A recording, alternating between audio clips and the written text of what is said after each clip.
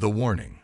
The Galactic Concordat had existed for 12,000 years before humanity stumbled onto the interstellar stage.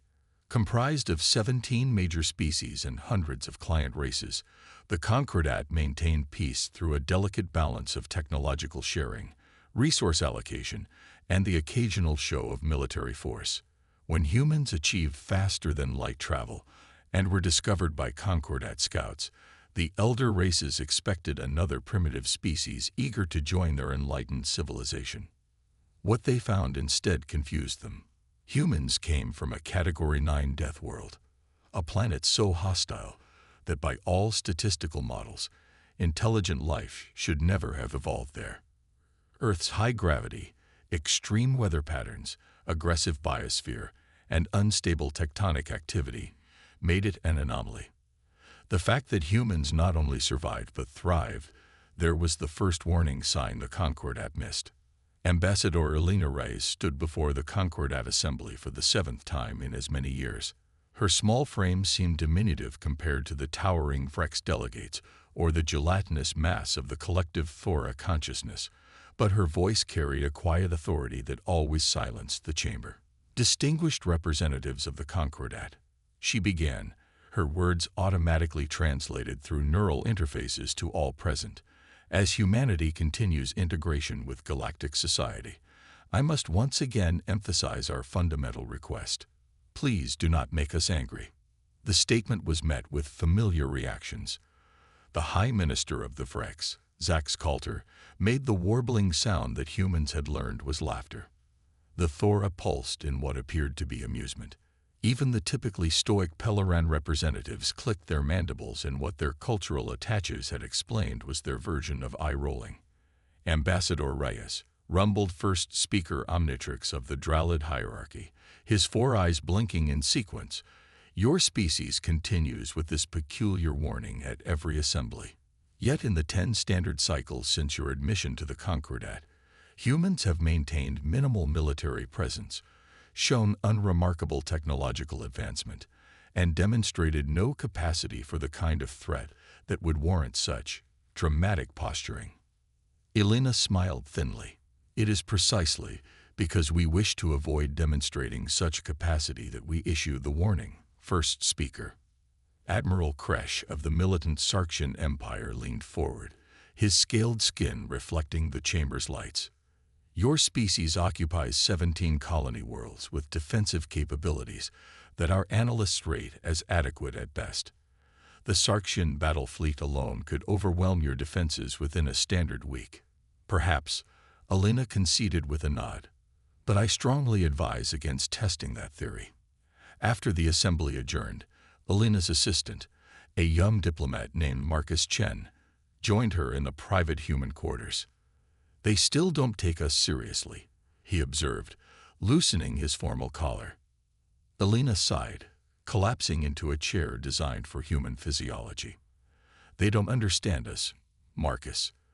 They evolved on worlds that encouraged cooperation, symbiosis, gradual adaptation.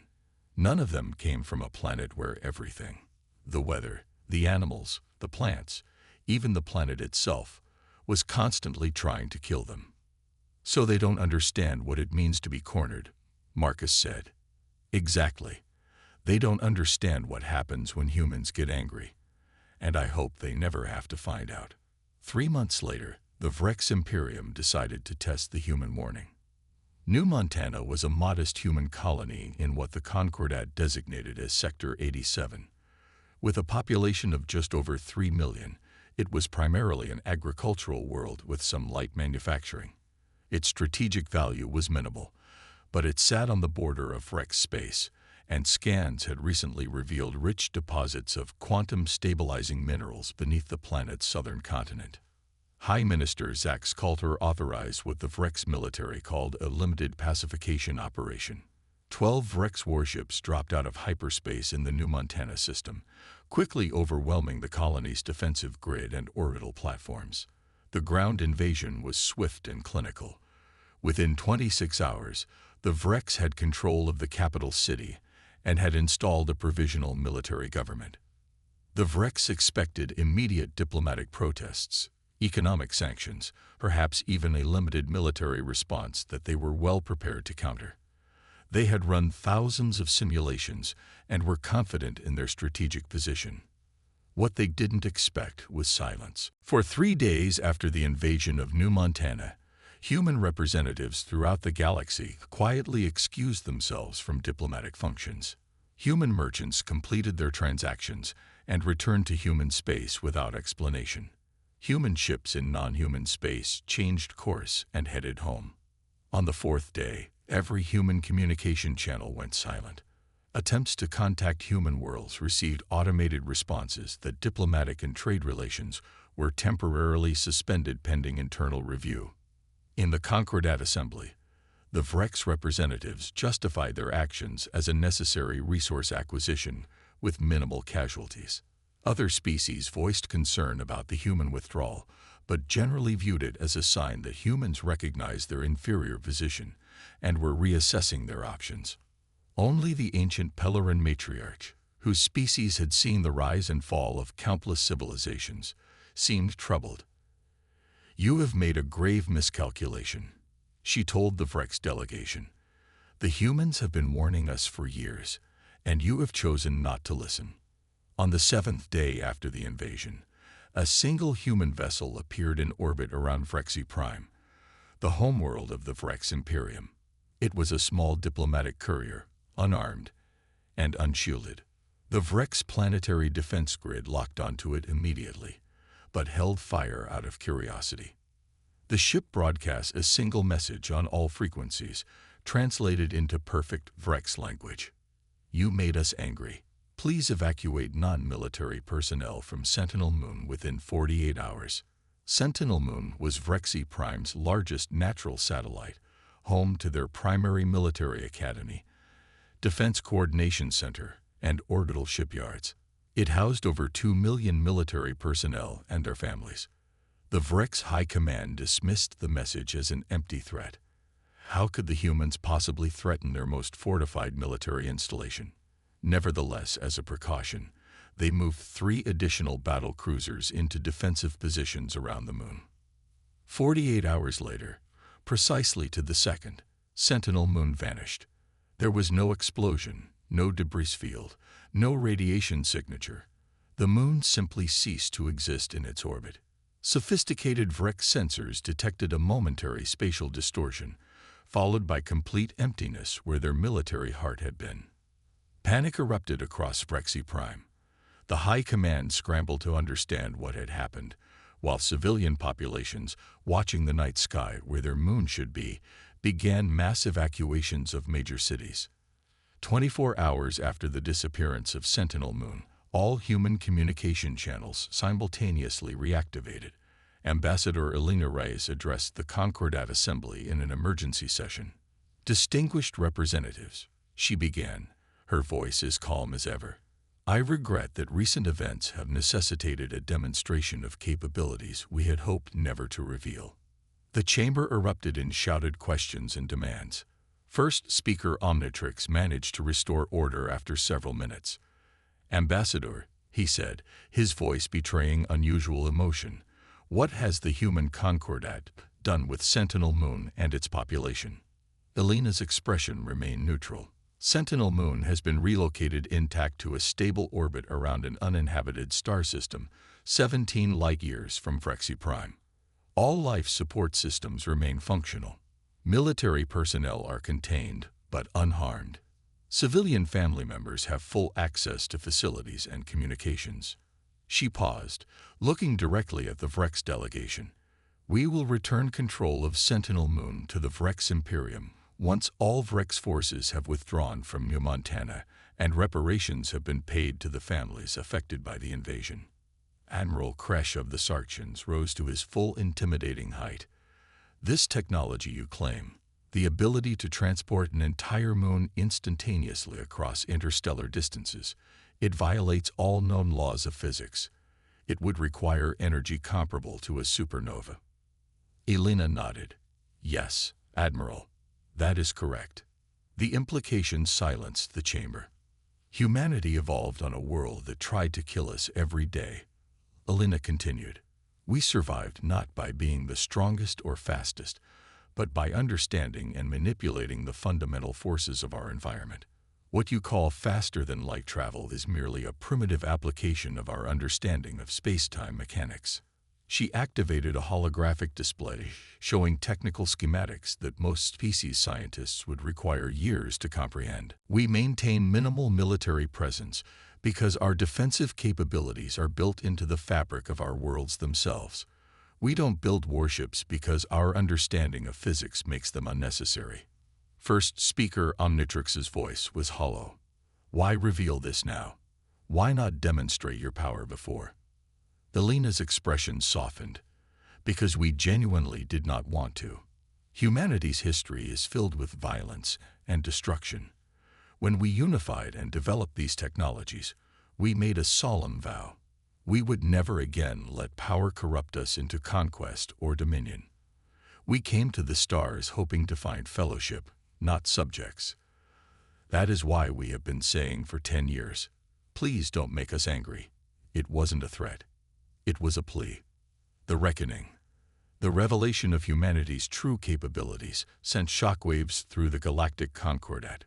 Most species responded with a mixture of fear and diplomatic caution, immediately reassessing their stance toward human territories. The Vrex, however, were not so easily cowed. High Minister Zax Coulter addressed his people in a fiery broadcast. The humans have used trickery and illusion to make us believe they possess godlike powers. The disappearance of Sentinel Moon is nothing but an elaborate deception. Our scientists assure me that what the humans claim is impossible.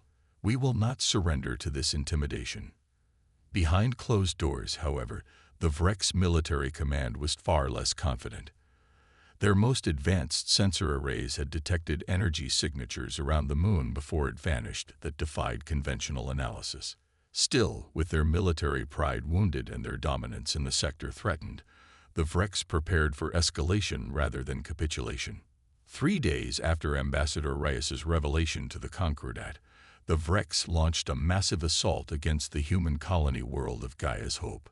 27 warships, nearly half their total fleet, dropped out of hyperspace and immediately began orbital bombardment of major population centers.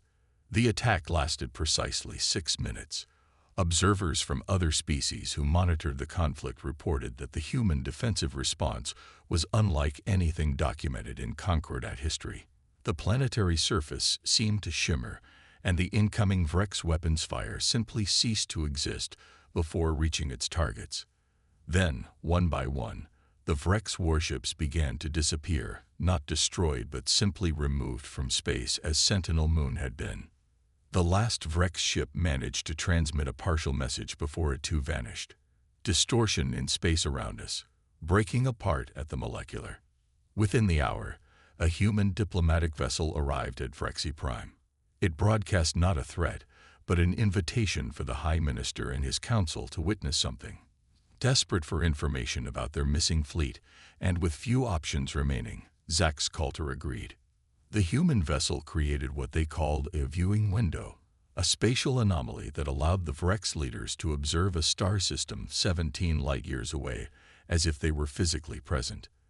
There, in orbit around an otherwise unremarkable red dwarf, were Sentinel Moon and all 27 warships from the recent assault, intact but immobilized. "This is not an illusion," explained Captain Sophia Reynolds of Earth Defense Force. "Your people are unharmed but contained. We have created a localized distortion in space-time that prevents your weapons and engines from functioning." High Minister Zax Coulter's plumage flattened against his skull, a sign of extreme distress in Vrex physiology. "What are your demands?" he asked, his voice no longer carrying its customary arrogance. "The same as before," Captain Reynolds replied. "Withdraw from New Montana. Make reparations to those harmed. And recognize that humanity's warnings were sincere." The High Minister hesitated, then gave a curt nod. "And what guarantee do we have that you won't use this power for conquest once we submit?" "You have the same guarantee we offered when we joined the Concordat," Reynolds said. "We have lived through the horrors of war among ourselves. We have seen what happens when powerful technology is wielded by angry minds. We don't want dominion. We want peace. Within a day, the Vrex Imperium announced a complete withdrawal from New Montana. Within a week, reparations began to flow to the affected colonists. The Concordat Assembly convened an emergency session to reassess humanity's position within galactic society. First speaker Omnitrix addressed Ambassador Reyes directly. Your species has concealed capabilities that alter the balance of power throughout known space. How can the Concordat trust a civilization with such devastating potential? Elena's response was measured. First speaker, humanity has possessed these capabilities for over a century by your reckoning. In that time, we have established 17 colonies, all on uninhabited worlds. We have engaged in fair trade, shared medical and agricultural knowledge, and respected the sovereignty of all Concordat members. Our actions speak to our intentions far more clearly than our potential power. Admiral Kresh, usually antagonistic toward humans, surprised the assembly with his support. The Sarkshian Empire recognizes strength, and we recognize restraint.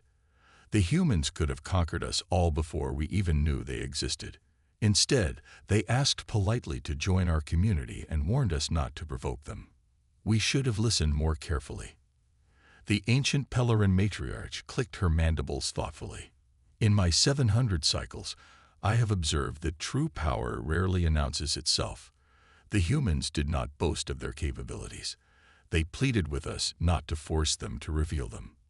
This suggests wisdom beyond technological advancement. Over the following months, the Concordat underwent a fundamental restructuring. The humans provided limited insights into their understanding of space-time mechanics, enough to verify their claims but not enough to replicate their most advanced technologies. Sentinel Moon and the Vrex fleet were returned as promised once the withdrawal from New Montana was complete. The Vrex, humbled by the experience, became surprisingly strong advocates for cooperation with humans. 6 months after what historians would later call the Revelation, Elena Reyes stood again before the Concordat Assembly. This time, the chamber was silent not out of courtesy but out of genuine respect. Distinguished representatives, she began, humanity thanks you for your patience during this period of adjustment. Today, I am authorized to share with you the origin of our unique approach to physics and technology. The assembly leaned forward collectively. Earth, our homeworld, is not merely hostile by environmental standards. Throughout our evolution, our planet experienced 37 near-extinction events, massive climate shifts, supervolcano eruptions, asteroid impacts, pandemic diseases. Our ancestors faced them all. Each time, our population was reduced to near collapse, forcing us to adapt, innovate, and overcome seemingly impossible odds. Holographic images appeared, showing Earth's turbulent history. When a species faces extinction repeatedly, it develops unique perspectives. Our understanding of space-time manipulation came not from academic curiosity, but desperate necessity. We needed to control our environment before it eliminated us entirely. The Thora Collective pulsed in understanding. You evolved not just biologically, but technologically under extreme selective pressure. Exactly, Elena confirmed. And that brings me to why we have been so cautious about revealing our capabilities. A species that evolves through constant crisis develops two competing instincts: the drive to protect and preserve, and the capacity for terrible violence when threatened. She paused, making eye contact with several delegates. When we say, "Please don't make us angry," we aren't threatening you. We're acknowledging our own nature. Humans, when calm and secure, are builders, creators, healers. But humans who feel cornered or who believe their families are threatened become something else entirely, something we have spent centuries trying to move beyond. First speaker Omnitrix's 4 eyes blinked thoughtfully. You fear not what we might do to you, but what you might do to us if provoked. Yes, Elena said simply. Our history is filled with examples of humans doing terrible things when they believed it was necessary for survival. We came to the stars hoping to leave that part of ourselves behind. In the days that followed, a new understanding spread throughout the Concordat. Humanity wasn't hiding their power out of deception, but out of responsibility. Their warning, "Please don't make us angry," wasn't a threat, but a recognition of their own capacity for destruction when provoked. A new era of galactic cooperation began, built not on fear of human power, but on respect for human restraint. The species that had evolved on a world that tried to kill them every day had developed not just the means to survive against all odds, but the wisdom to use that power with care. As Admiral Kresh remarked to Ambassador Reyes at the close of the historic session, "It seems the most dangerous thing in the universe is not a human who is angry, but a human who is desperately trying not to become angry." Elena smiled. "Now you understand our warning."